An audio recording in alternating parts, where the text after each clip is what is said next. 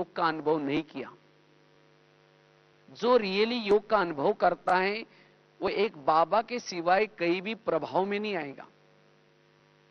अगर कई संस्कारों के कमजोरी के प्रभाव में आते हैं, इसका मतलब हमने वो सुख नहीं लिया योग के द्वारा। क्योंकि आत्मा को तो सुख चाहिए, चाहे संस्कार से सुख लो चाहे योग से सुख लो। अगर योग से सुख देंगे, योग से सुख लेंगे तो आपको वो संस्कार कभी भी, वो कमजोरी कभी भी नहीं आएंगी। इसीलिए हमें जब भी योग में बैठेंगे थोड़ा अटेंशन से अनुभव वाला योग करना है, तब वो कमजोरी हमारे ऊपर वार नहीं करेगी। 8वीं युक्ति है, अगर उस कमजोरी से हमें बचना है, उसके पर उसको समाप्त करना है, उसके लिए अशरीरी स्थिति, विधेयी स्थिति, बीजरूप स्थिति या बिंदुरूप स्थिति, क्योंकि ये स्थितियां कोई भी कमजोरी को खत्म करने का एक ब्रह्मास्त्र है। जितना इस स्थिति में रहेंगे कोई भी कमजोरी हमारे अंदर नहीं आएंगी। बाबा ने आज भी कहा ना, देही अभिमानी बनने का, आत्माभिमानी बनने का अभ्यास करो। मैं आत्मा हूं, ये आत्मा मेरा भाई है। जैसे ब्रह्मा बाबा ने ये प्रैक्टिस की, तो हमें भी क्या करनी है, ये आत्मा अभिमानी स्थिति में रहने की धुन लगानी है। जहां आत्मा अभिमानी स्थिति है वहां कोई भी बीमारियां नहीं हो सकती, कोई भी संस्कार, कोई भी कमजोरी नहीं हो सकती। जैसे जिस घर में लाइट होती है वहां कोई भी भूत नहीं रहता। इसी तरह जितना हमारे इस शरीर रूपी घर में आत्मा की लाइट चालू है, आत्मा अभिमानी स्थिति है, वो कमजोरी कभी भी अटैक नहीं करेगी। इसीलिए सारा दिन चलते फिरते भी हमारी ये अवस्था बनी रहे, इसके ऊपर हमें ध्यान देना है। बार बार स्मृति रखना है, मैं आत्मा हूं, मैं अशरीरी हूं, मैं विधेयी हूं, इस शरीर से न्यारा हूं। तो जितना ही आत्मा का पाठ हम पक्का करेंगे वो कमजोरी नहीं आएंगी। कमजोरी अगर मेरे जीवन में आती है उसका कारण है मेरा देहभान। जहां देहभान आया कमजोरी आ गई। इसलिए हमें अगर उस कमजोरी के पर जीत प्राप्त करना है, विजयी बनना है, तो हमें क्या करना है, इस अशरीरी की धुन लगानी है, आत्मा अभिमानी स्थिति में रहना है। जैसे सीता के सामने जब रावण आता है तो सीता क्या करते हैं, अपनी तीली जला करके रख देती है। इसी तरह इस वर्ष में हमें निरंतर अपनी तिल्ली जला करके रखनी है। और वो तिल्ली कब जली रहेगी, सारा दिन अमृत वेला ठीक करने से, क्लास के पहले योग करने से, और साथ में मुरली, ये 3 चीजें नेचुरल सोल कॉन्शियस में स्थित कराएगी। इसीलिए हमें इसका अभ्यास। और लास्ट की युक्ति है, जितना हम बिजी रहेंगे उतना वो कमजोरी हमारे जीवन में नहीं आती। जब हम फ्री रहते हैं, जैसे पड़ोसी आपके घर में कब आते हैं, जब आप फ्री हैं। इसी तरह जब हम ना मन की दिनचर्या है, ना कोई मन को काम दिए हैं, फ्री है, तब वो कमजोरी आपके ऊपर अटैक करते हैं। तो अगर उस कमजोरी से स्वयं को बचाना है तो स्वयं को सदा बिजी रखो।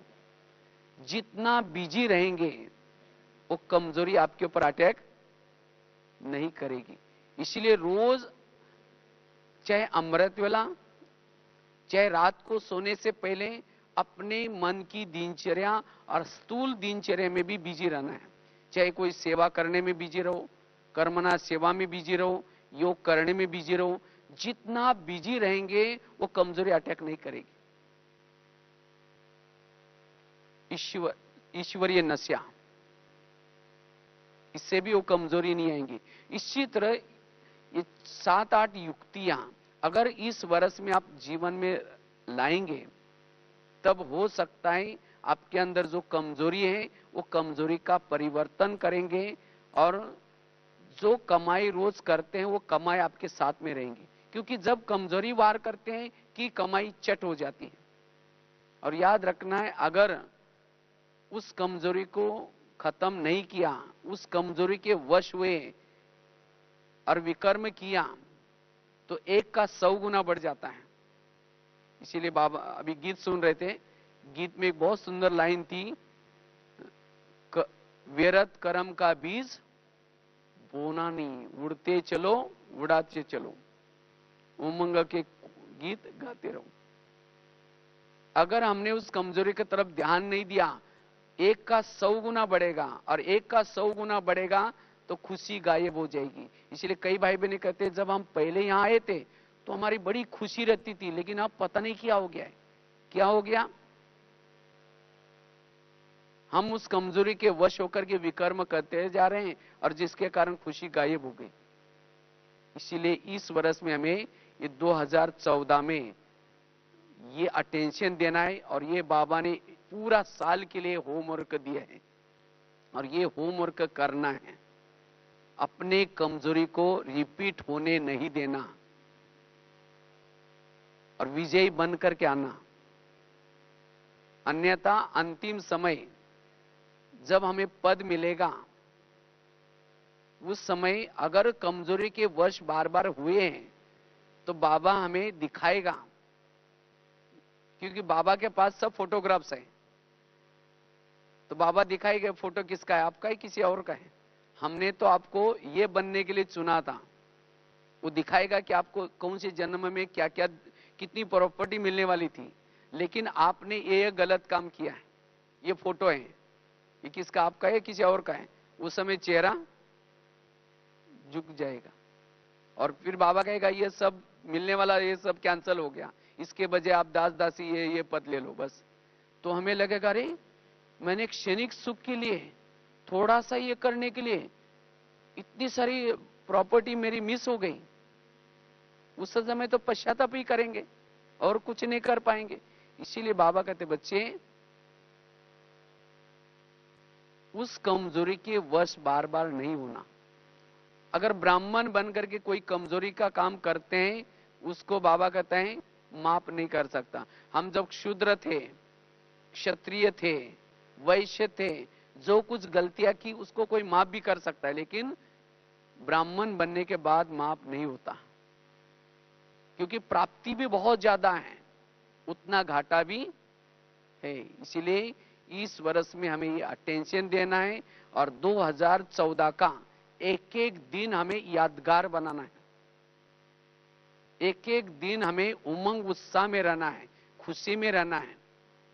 क्योंकि अब लोग आपका ज्ञान सुनना नहीं चाहेंगे, लोग आपको खुश देखना चाहेंगे। खुश किसको कहेंगे?